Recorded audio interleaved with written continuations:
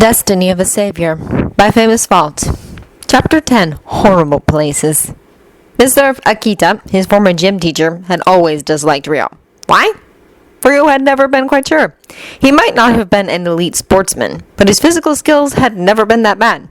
Had Mr. Akita seen him now, it would have been proud. Ryo was quite sure he had never ran as fast as he was running now. He just hoped it was fast enough. Ryo's major problem was not staying ahead of the people in the castle, it was finding somewhere to go to. He did not know the vast castle at all. He might have been there for nearly 2 months, but he had restricted himself to his and Yugi's room. How he regretted that now. He looked out a window as he dashed up a flight of stairs and noticed that he was far up. He had to stop going up or he'd lock himself in a tight spot. He was powerless here. The only reason he was still alive was because one could not operate inside Hogwarts. In his panic, he tried to remember anything that could help him, and Yugi told him anything that could help him out in a tight spot like this. A green jet of light missed him just barely and hit the wall next to his head. Ryo stopped thinking and rounded a corner at full speed. He did not bother looking behind him to see who was chasing him. Not that he'd recognize them. Anyway, it sounded like 3 pairs of footsteps, 3 approaching Reapers. He threw himself to the ground to avoid another jet of green and yelped as he rolled down a flight of stairs. If he survived this, he'd be bruised all over. He rolled all the way down and was prepared to be hit by the wall behind the tapestry, but instead he rolled through it and came to a halt at last. He checked quickly to see if he had broken anything during his unfortunate fall, but soon decided he was fine. Then he looked around. It had to be one of the shortcuts, or perhaps a secret passage. Either way, he thought it to be a better idea than to take his chances with the people in the hallways. He hurried off, trying to keep as silent as possible as he made his way through the dark and somewhat damp passage. Eventually, after a whole lot of ups and downs and rights and lefts, he finally reached another tapestry. He listened closely to make sure he was alone, then he gently pushed the tapestry away. As far as he could see, the corridor was empty. One glance out of a nearby window told him he was on the 7th floor at least. Help! A female voice yelled, and Ryo looked behind himself. A stocky little woman with red hair held out her wand to him as she alerted her fellows. Ryo didn't waste any time. He regained top speed at a surprising short amount of time and had disappeared around a corner before the woman was joined by the others. They wasted no time in pursuing him. He knew very well that he would be unable to keep this up for too long. They had every advantage they could have in the place where they probably had all spent 7 years of their lives. It was only a matter of time before he'd make a mistake that would cost him his life. Other than the 3 pursuing him, he had no idea where everyone was. A portrait had warned him that there were Death Eaters in the castle and that he might want to get out before someone told them he, a Mongol, was there. Not 3 seconds later, the chase had begun as an unknown Death Eater rounded the corner and warned 2 others. He had not been given the chance to ask anyone what had happened to anyone else, although he was absolutely sure Yugi would be chased just like himself. Ryo could only pray his friend was still alive and hopefully far away from here. Then Ryo made his mistake. He ran into a long corridor only to be met with a solid wall in front of him and 3 Death Eaters behind him. They sneered at him with glee, knowing he would not be able to escape them. A word from either of them would leave him completely under their bidding, or most likely dead. This was not really how Ryo had expected life to work out when Yugi had returned. Surely his friend had warned him, but still. "You're Ryo Bakura?" a voice asked, and Ryo gasped at something that could be little else than a ghost appeared in front of him.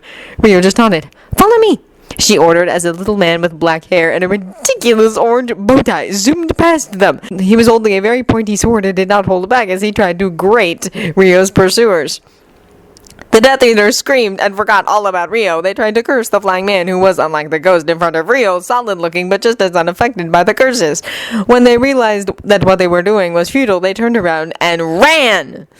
When their screams could no longer be heard, the ghost turned to him. "Don't worry about Yugi, he is in safety. McGonagall was able to get him out of the castle, but I can't say the same for you. If you try to leave, you'll be seen and killed." "Who exactly are you?" Ryo asked, although relieved, a bit worried about the fact that he was talking to a ghost. "I'm Rebecca Hawkins," she said, and flew in the same direction as the Death Eaters had ran off to. Clearly he was supposed to follow, and so he did. "Ah, Yugi has told me about you. He did not mention you were a ghost, though," Ryo said as they reached a corridor on the 7th floor. "He does not know I am one," Rebecca said, and looked Ryo in the eyes. "And it is supposed to stay that way, at least for the time being." Her tone was serious and sharp, leaving no place for argument. Then she looked at something that appeared to be a wall, like any other.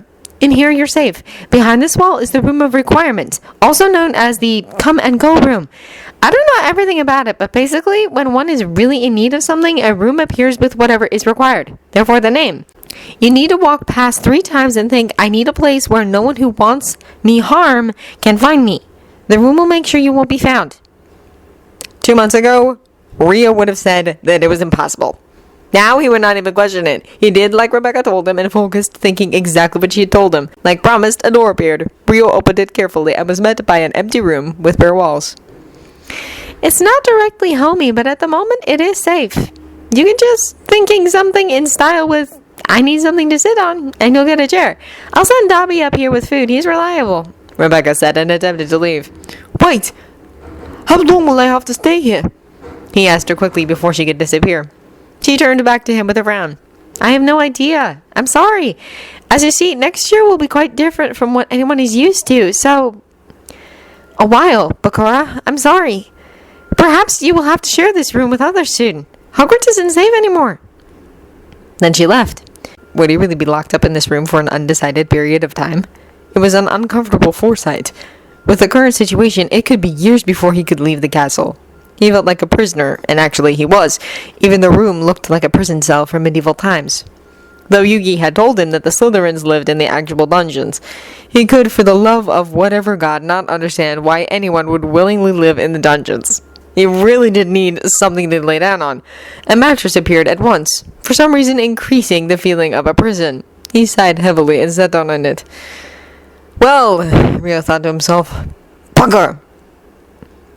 Yugi, unlike most people, did not fear the Forbidden Forest. In fact, he had always quite liked it there. He was happily unaware about the giant spiders and other horrors which lived in the forest, but the creatures he did know about invoked a little fear in him. He knew very well that most magical creatures could sense the darkness around Atem, and would never be dumb enough to try and harm him. Other people did fear the Forbidden Forest, with the exception of Hagrid, so Yugi was relatively safe there. That was the reason McGonagall had sent him there. She had helped him to get to Hagrid's cabin unseen and had instructed him to use the Forbidden Forest to get out of Hogwarts. It had been far from ideal, but it was the only thing he got. He had nearly given the other teachers a heart attack. He had been with the remaining teachers less than a week before school had begun, discussing the fact that the ministry had fallen a couple of weeks ago and what to do with the school, now that nearly the entire country was in Voldemort's grip. Most had wanted for the school to remain open, and wanted to try to make it a safe harbor for the students. It was a hard task to accomplish, but not impossible. That was when a total amount of 10 ministry officials had walked into Dumbledore's office. Not one of the teachers present had, however, been fooled. That these ministry officials were amongst Voldemort's followers had been clear to them all. Yugi had heard McGonagall gasp in horror as Snape followed the 10, accompanied by a Death Eater who hadn't even tried to hide his identity. Goyle, find the albino, was all that Snape had told his companion. Goyle had turned and hurried through the castle, followed by the Death Eater's siblings Yugi knew to be the Carrows. He and Atem hadn't even exchanged a word. Within a second, the people present heard the sharp, "No!" from the Pharaoh rather than Yugi. Snape had just sneered when he had seen who was standing in front of him. Weren't you destroyed? I should inform my superiors about the failure the people of the Spirit Division are. Then at least something will be destroyed. You leave Rio alone, Atem had growled, the shadows hopeful as they felt his anger. Your friend will soon meet his end, as will the two of you. We can't have vermin like you in a school the Dark Lord holds so dear. Just like Miss Burbage, Snape had said, his sneers still in blaze. Some of the ministry officials had laughed out loud. No! Professor Sprout had called out when the full meaning of the words hit her. She had sunken down in a chair at the death of her colleague. You have no right! Professor Vector had called out. He had always been extremely wary of Atem, holding the same prejudice against him as most of the wizarding world, and although she had not openly protested against him being there, she was clearly scandalized at how at ease the other teachers were around him. This, however, made her forget all of that. Well, Septima, I'm afraid I do. From today and on, I will be the headmaster of Hogwarts School of Witchcraft and Wizardry. It is within my right to get rid of those unwelcome however I please, he had stated, his satisfied expression enraging at them further. Unacceptable, the former king had growled, sounding just as dangerous as he actually was. This can't be, a woman in one of the portraits had called out, horrified. Then she was gone. One didn't need to be a genius to know what she would do, and Yugi had been her thankful. He had just hoped she'd be in time. Kill him, Snape had ordered calmly, and walked towards the desk, his cape sweeping behind him. He had sat down in the chair as if it had been his own, and Yugi had supposed it was. So much for their plans. Atem had glared at Snape. I'll kill whoever attempts to harm my friends. If anyone raises a wand towards either Rio or Yugi, I'll make them live all the terror I can muster. It had been far from an empty threat. Snape knew what the spirit was capable of. Umbridge had been a good example. Then the crimson eyes had turned on the 8 with their wands aimed at him. I've warned you. Then Snape had laughed. Yes, that's quite within your capacity. But beside that, you are a dead soul bound to an object. Nothing more. You crave the afterlife in the same way it craves you. Your reaction to the veil did not go unnoticed. It draws at you. The dead don't belong here. When faced with the afterlife, you become powerless, in far too much pain to keep your dark powers at bay. You can't bring the afterlife here. Atem had snorted, still sounding angry, but he had been wavering. What was it Snape was talking about? Of course I can't. There are passages, but those can't be carried around. Do you, however, know what the afterlife can do right now? Snape had asked. Atem had glared at him, but had been forced to shake his head. He had no idea. Distract you! Snape had answered with a sneer as 8 killing curses were shot his way. No! He had heard several voices call out, but they had been powerless. They couldn't dream of being fast enough to prevent it. It was cruel, really. The human mind was fast enough to register what would happen before it happened, but not fast enough to do something about it. One was forced to simply watch all the horrible things happen, for that single eternal second, unable to prevent it. Atem, however, wasn't really human anymore, and his shadows had been a lot faster than any witch or wizard present had held for possible. A whisk of pure shadow had caught the spells before they could reach him. The Eye of Horus had been gluing proudly. Fools, he had hissed, and without a second thought summoned the magician of black chaos. The teachers behind Atem had gasped in horror at the sight. Not one of them had seen it before. McGonagall had been told about it, and so had Snape, but having heard about it and seeing it were two entirely different things. The teachers' reactions had, however, been nothing in compared to how Snape's people reacted. A woman had screamed, and one of the men had fainted in horror. The tall magician had looked unimpressed as the horror-struck remaining 7 had aimed shaking wands at him. The magician had waved his staff barely an inch, and the wands of every person present, including those of the teachers, vaporized. Atem was a bit familiar with the way magicians did their magic, and had known that not one of them would be seeing their wands anytime soon again. Give the teachers back their wands. They're going to need them. The magician had looked at Atem and nodded. His expression had not changed once. Most shadow creatures lacked emotions. It was expected after so much time in darkness while separated from their Ba. Without Atem, they weren't able to do that much. Especially monsters like Magician of Black Chaos were powerless. They had once been part of such a powerful Ba that they could not sustain themselves. The weaker the monster, the better they held stand against the darkness. One of the ministry officials yelled and attempted to hit the magician, but powerful as he was, the spell was just brushed off by a nonchalant gesture of the strange creature's hand. Yugi, who was standing next to Atem in astral form, was the only one of the bystanders who noticed the little flicker. Atem, you're hurt! No, but weakened. Catching a curse with a shadow creature hardly affects me, but with pure shadow, it drained me more than I expected. And there were so many of them, Yugi realized. You took 8 killing curses at once! Atem nodded, near unnoticeable. The magician of Black Chaos will soon disappear. He craves more than I can give momentarily. Then we've got to get out and find Rio! Yugi stated, distressed. Ready? Atem asked. Then, with a word from him in a language Yugi didn't understand, the magician made a sweeping gesture with his staff, and suddenly they were surrounded by complete and utter darkness. Humans rarely experienced true darkness, since it was hard to keep out light from any space. But the magician had no trouble to expel every little source of light, no matter how insignificant it may seem. Atem, who had been prepared for the complete darkness, knew exactly how to get to the door without alerting anyone about his departure. The moment he had closed the door behind him, he let the magician vanish and the light return. Now he just had to find Rio. He did, however, not get very far. Professor McGonagall intercepted him before he was even halfway there. You are getting out of the castle. We'll take care of Mr. Pecora. McGonagall said, and when she saw he was about to protest, she grabbed his arm and pulled him out of the corridor into a classroom. Listen to me! They know you'll be looking for your friend. To try and reach him now would be suicide. Not even you can hold all of them at bay. Normally, Atem could have easily kept them at bay. Wizard magic was hardly a threat to him. He was far superior to them and didn't easily get drained. But in the state he was in now, he could only defend himself, not Rio too. He had been stupid. Once again, he had allowed himself to be distracted by something Snape had said. At that, he nodded grimly while promising himself that there would come a day when these wizards and witches would learn exactly how powerful the true former pharaoh of Egypt was.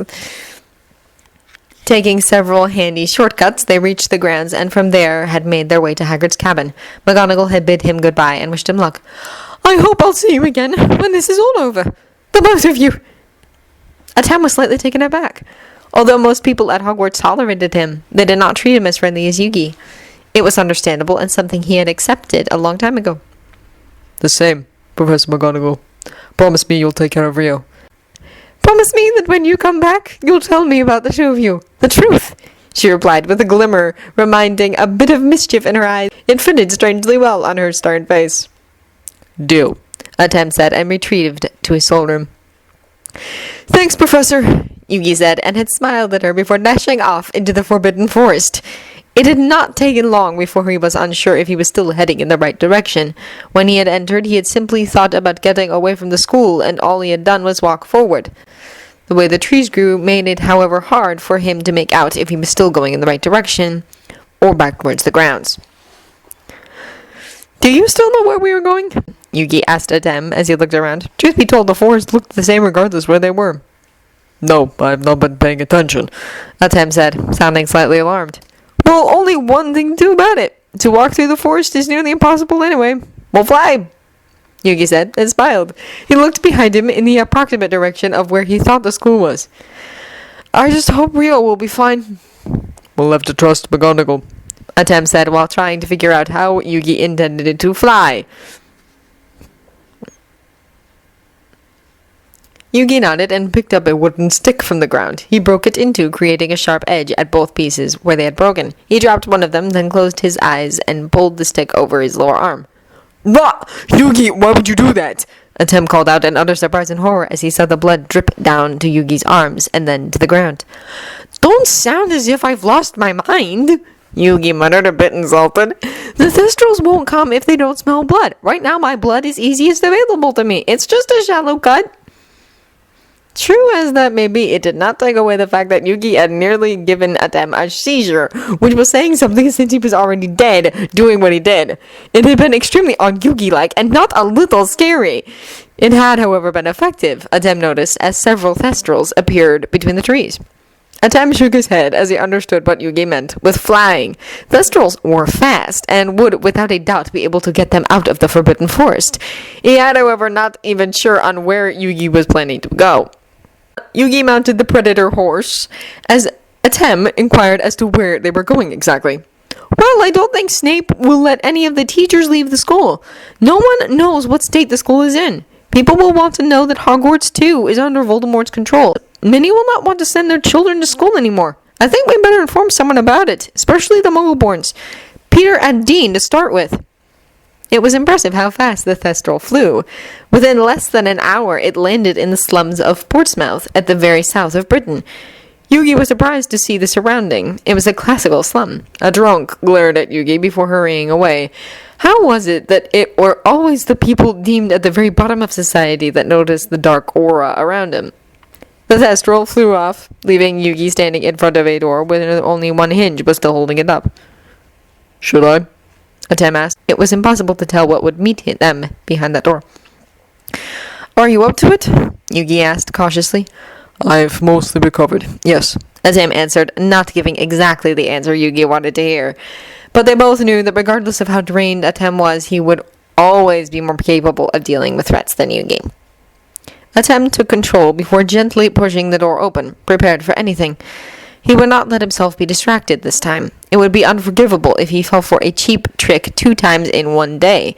It was dark inside, and that was something remarkably strange. It was 3 in the morning. The sun had been shining scornfully bright. When his eyes got used to the darkness, he saw that he was standing in a dusty, stinking hallway. There was a staircase going to the second floor at the end of the hallway, and along the wall were lots of doorways, either lacking door or the doors standing open. Walking in further and closing the door behind him, he was hit with a wave of nausea. He was not sure what the source of the smell was, but the smell was highly aggressive, clogging his mind and hurting his nose. He waited until the clouds in his mind had dimmed a bit before carefully walking on. Looking into the first room, he saw that the windows were boarded up. On the floor of the unfurnished room, with a concrete floor, approximately 20 people were laying crisscross. The majority of them were simply knocked out, the rest stoned or drunk. Not one of them noticed his presence. Walking on, a bit alarmed at what he had seen, he looked into the next doorway. It was far more noisy in there, but the situation, if possible, worse. There was a filthy mattress on the ground. On top of it, a teenage girl was sitting with her legs pulled up to her chin, crying uncontrollable, oblivious of her surroundings.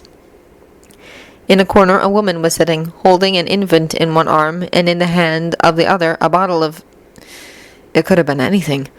A jab of horror went through Atem as he saw the little infant asleep in the arms of who he assumed was the child's mother. It was simply cruel, and he was glad Rio hadn't come with him. He wouldn't have been able to stand it. Atem couldn't really help it. No matter how dark his soul might be, he was in the core a good person, and just imagining the fate of the infant if it stayed there was too much for him. He took a step inside. There, too, people of all ages and genders were spread over the floor, some awake and some not. Yugi did not protest when Atem walked in. He was just as horrified as his partner and wouldn't be able to live with himself if he just walked out now. Minding every step, Atem first worked his way to the girl on the mattress, not allowing himself to think about all the things that could have happened to her. In a moment of distraction, he stepped on a guy's fingers. He looked down to apologize, but his words got stuck when he noticed the syringe. He closed his eyes and took a deep breath. He decided he would not ask Yugi to explain it just yet.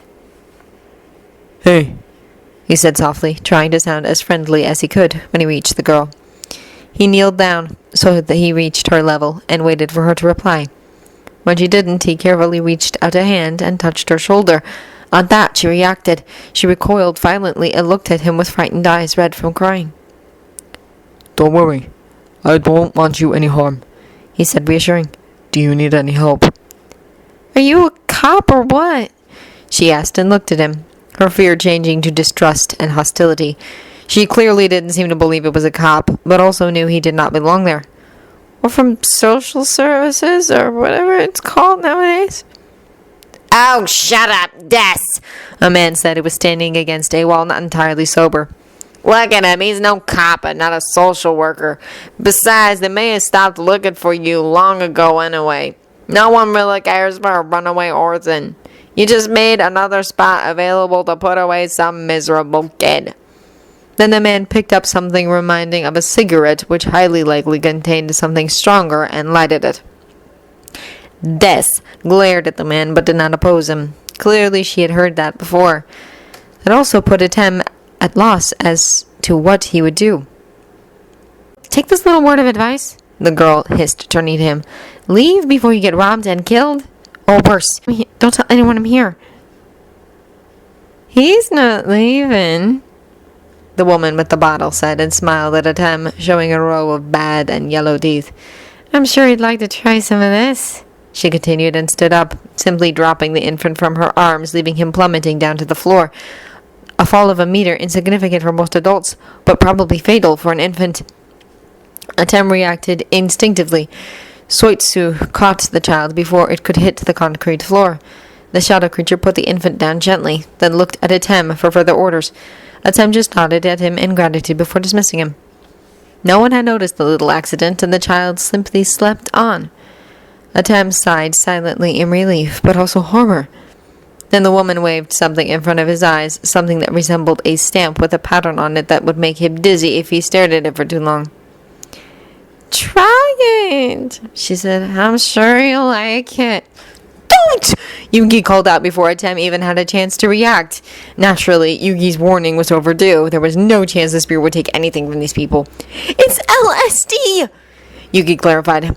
Not that it explained anything to the former king. He doesn't want anything, a familiar voice said from the door. Especially not that. Leave him alone! Both the woman and Atem looked at the door opening. There stood a freckled boy who, without a doubt, was Peter Lepard. Atem had absolutely no idea what he was doing there, but he looked misplaced. He was wearing plain gray wizard robes, making him look rather peculiar, but around here no one seemed to care. Had enough awareness of mind to care. The woman glared at him. "Of course he does," she muttered, but hobbled away, to Atem's surprise, not back to the child sleeping on the ground, but to a random spot on the floor, before collapsing there and draining the bottle. 3 seconds later, she was snoring. Atem stood up and looked at Peter over the people on the floor. Then the spirit looked at the man who had been smoking. He seemed rather high and oblivious at this point. Whatever he was smoking, it worked. The girl on the mattress stood up, left the room, and walked out the building, muttering something about being found everywhere and being treated like trash. "Nice catch," Peter said, nodding towards the sleeping infant. "At least I suppose that it was your doing?" Atem nodded in confirmation and looked at the knocked-out woman. If I take the child with me, would you notice? Peter snorted. "She probably doesn't even know what gender her child is. Didn't bother giving him or her a name anyway. No one except the people here know this child even exists. Was born in here. A wonder they both survived. Just don't ask me what happened to her previous children." Yugi shuddered from his soul room at the thought. "We can't leave him or her here." I agree. Atem said, walked over to the infant and picked it up. It just kept on sleeping, shifted a bit in Atem's arms, but did not wake up. Atem felt very uncomfortable. Dealing with small children was not something he was used to in the least. He wondered if he was holding the child right, recalling the way the women in town used to hold their children. Then he made his way over to Peter, moving even more carefully than before. When he reached Peter, he asked, What exactly are you doing here? "It's nice to see you too," he said sarcastic. "I'm in hiding." Peter then explained seriously and led the way to an abandoned room at the end of the hallway with the door still intact. He locked it and lit a candle. "We've got water but no electricity. It's livable as long as you stay away from the junkies." Hiding from what exactly? Atem asked as he unconsciously rocked the infant. "I wish I could take a picture of that," Peter said with a grin. "It'd be hilarious to see Popo's reaction on the dark and dangerous spirit rocking a baby." Then he rooted through a pile of paper, and when he handed Atem a copy of the Daily Prophet, his smile had disappeared and replaced with a grim expression. "Read this. Came out this morning." Atem shifted the weight of the baby to a single arm so he could take the paper and read the article. The Ministry of Magic is undertaking a survey of so-called Muggle-borns, the better to understand how they came to possess magical secrets. Recent research undertaken by the Department of Mysteries reveals that magic can only be passed from person to person when wizards reproduce. Where no proven wizarding ancestry exists, therefore, the so-called Muggle-born is likely to have obtained magical power by theft or force. The Ministry is determined to root out such usurpers of magical power, and to this end has issued an invitation to every so-called Muggle-born to present themselves for interview by the newly appointed Muggle-born Registration Commission. Yugi had to reread it a couple of times to register what there actually stood. Atem, however, had no such trouble. The Pharaoh met Peter's eyes, and for the first time he saw how scared the boy was. It was right there in his eyes. "It reminded me of the Second World War. Starts like that and grows into something far worse. Something so horrible we can't even imagine it." Atem was a bit uncomfortable with that statement. He could do far more than imagining. He lived it. He did not show it, though, and instead nodded. Very wise, Mr. Labard. Peter said with a smile. "What, in your turn, are you doing here?" After the funeral, Rio and I stayed at Hogwarts. A couple of hours ago, Snape marched in, together with a bunch of Death Eaters, proclaiming he is now headmaster. He ordered for Rio and me to be killed, and I fled the school. Atem said, giving the Ravenclaw a brief summary. "Rio is your pale friend?" Peter asked, without really needing an answer. "What happened to him? You said you left the school, but what about him?" I wasn't with him when it happened. He was warned beforehand, but I don't know what happened. McGonagall promised me she'd take care of him, but I don't know. Rio can't defend himself like I can. The worry on Atem's face and in his voice was impossible to miss. "If McGonagall promised to take care of him, he'll be fine," Peter assured him. I really hope so, he replied darkly before shifting the baby from one arm to another.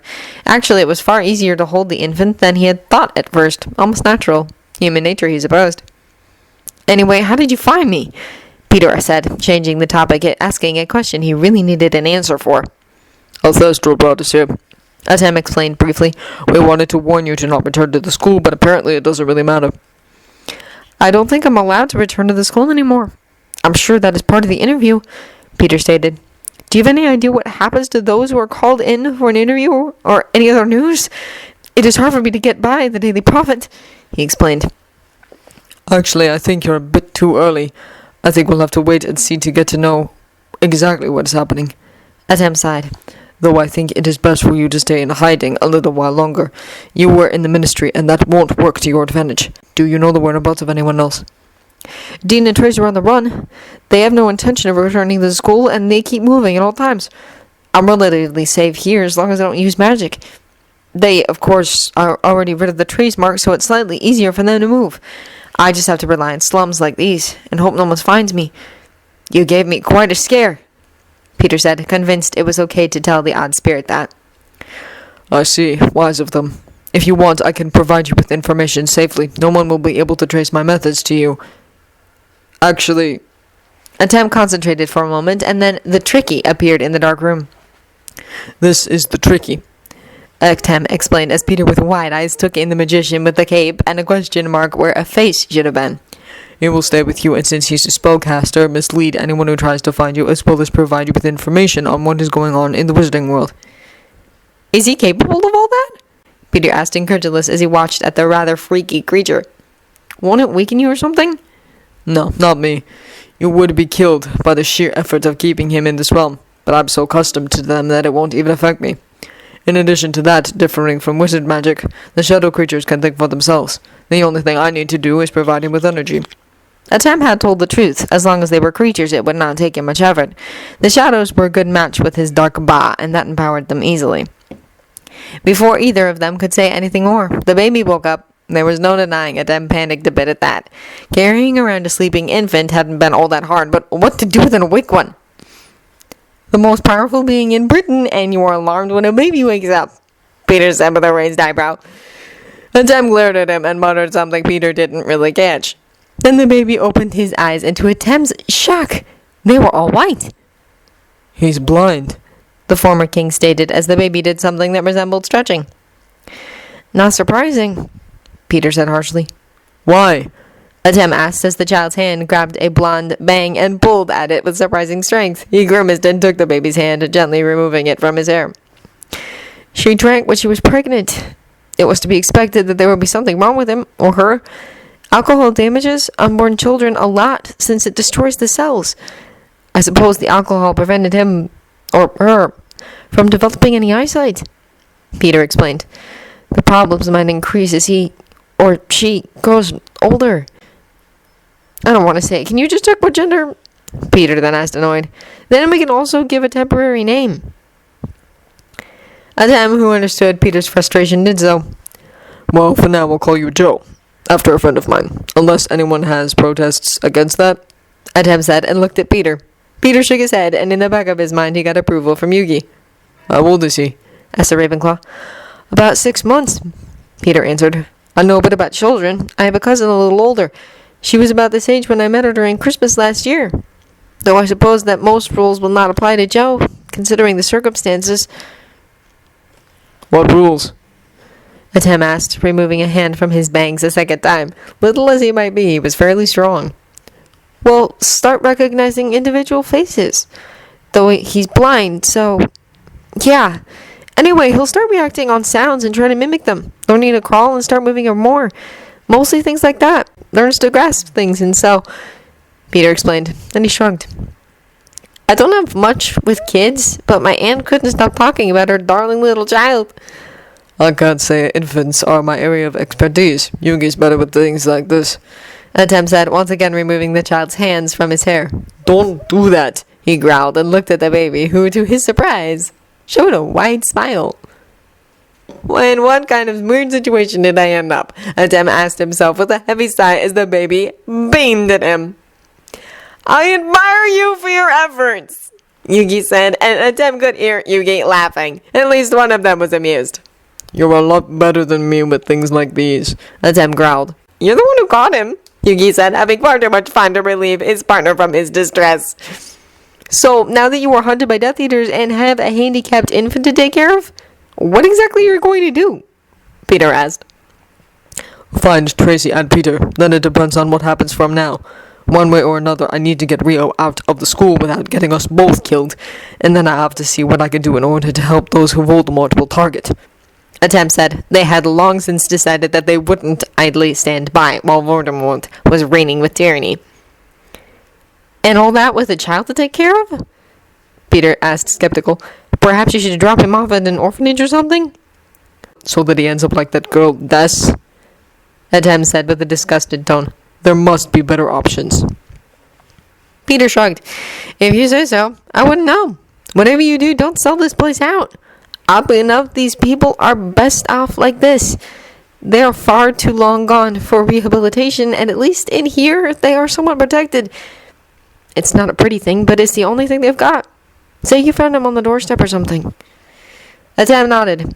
He could do as much regardless of what choice he made concerning the child. He did not regret getting him out of there, but it surely added to the complications. Whatever he did, he could not do it with the child. Are you going to stay here tonight? Peter asked. I don't know what time it is, but perhaps you're tired of traveling? Atem shook his head, though. No, we're going to find Tracy and Dean and see what they know. Meanwhile, we'll... He paused when there came a mocking comment from Yugi and growled a bit. I will try to figure out what to do with Joe. Is it Professor Muto cooperating? Peter asked and laughed. He's enjoying himself far too much to help me. Atem muttered. Peter laughed harder. I can imagine that. The mighty 5,000-year-old pharaoh who's fought a terrible war having to deal with an infant. I can relate. Atem grimaced. He'd never hear the end of it, but it was okay. It was worth it. He was just glad Set could not see him now. The reaction of his cousin would have been sharp. He wished he could look into the mirror. He must have made quite an amusing sight with his blue leather pants, black tank top, and the jacket on his shoulders, red eyes, and unnatural hair while cradling an infant. He couldn't help but smile. When are you leaving? Peter asked, glancing at the tricky, a bit distrusting. Don't worry about him, Atem said. He has his orders.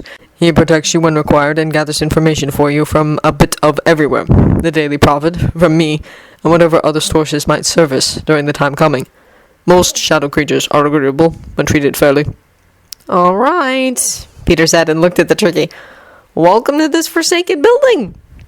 Then, a little hesitatingly, he held out a hand towards the monster. It was a bit hard to read the tricky's reaction with him having no face, but to his surprise, the tricky took the hand with his own gloved one. I'll be leaving now. Do you really have no idea about their whereabouts? Atem asked and looked at the Ravenclaw, who had changed a lot during the 2 years Atem had known him. Try the forests, otherwise no. I have no idea at all. Peter said honestly and unlocked the door. I hope I'll see you again. That's a promise, Atem said and held out a hand. Be careful. Peter took the hand and smiled, a wry smile painted with worry and war. Good luck.